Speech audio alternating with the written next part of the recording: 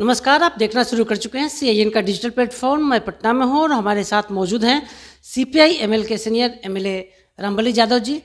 शिक्षक नियुक्ति को लेकर 3 दिनों से बिहार में कोहराम मचा हुआ है। अभ्यर्थी कई तरह के गंभीर आरोप लगा रहे हैं।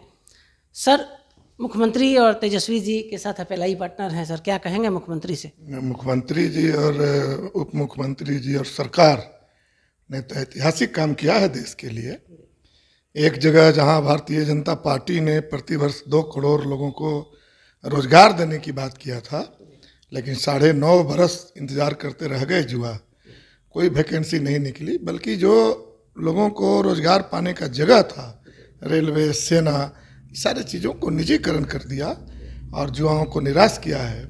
वहीं बिहार की जो मौजूदा सरकार है और पूरे हिंदुस्तान का ऐतिहासिक बहाली, 2.25 लाख शिक्षकों की बहाली के लिए उन्होंने आवेदन लिया, बहाली हुई, ज्वाइनिंग तक अब शुरू है।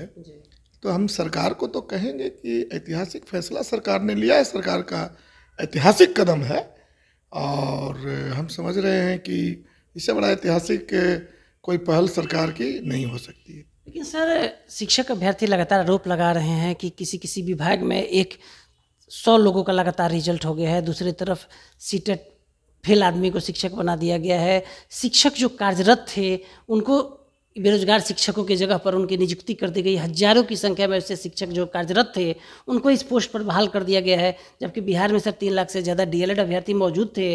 कई दौर की परीक्षा को उन्होंने पास किया था। सर, तो क्या कहेंगे इस पर? सरकार से, मुख्यमंत्री जी से क्या कहेंगे? नहीं, कई विसंगतियाँ इसमें रही है, जिसको मैंने भी स्वीकार किया है। और जो पदाधिकारी थे जिनको जिम्मेवारी दी गई थी, उन पदाधिकारियों ने सही समय पर पूरी बहाली वो नहीं कर पाए थे। इसकी आलोचना भी हमने किया था मीडिया के माध्यम से भी।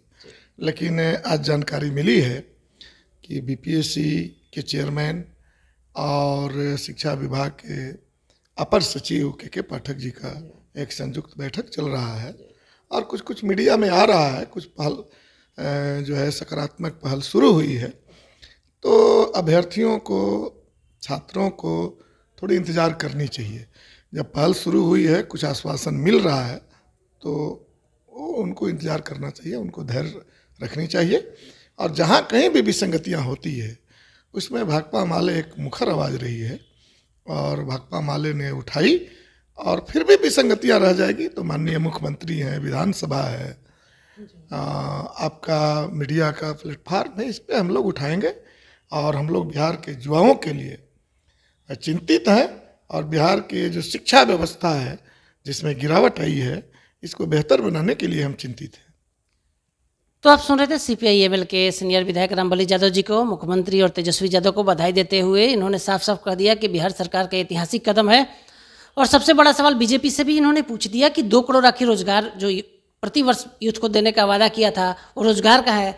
साथ ही बिहार के बच्चों से बड़ी अपील इन्होंने कर दिया है कि अगर कोई भी विसंगति है तो अगर सरकार के स्तर पे उसको सुनवाई नहीं होती है तो आने वाले समय में जो विधानसभा सत्र चलेंगे वहाँ इस विषय को उठाया जाएगा।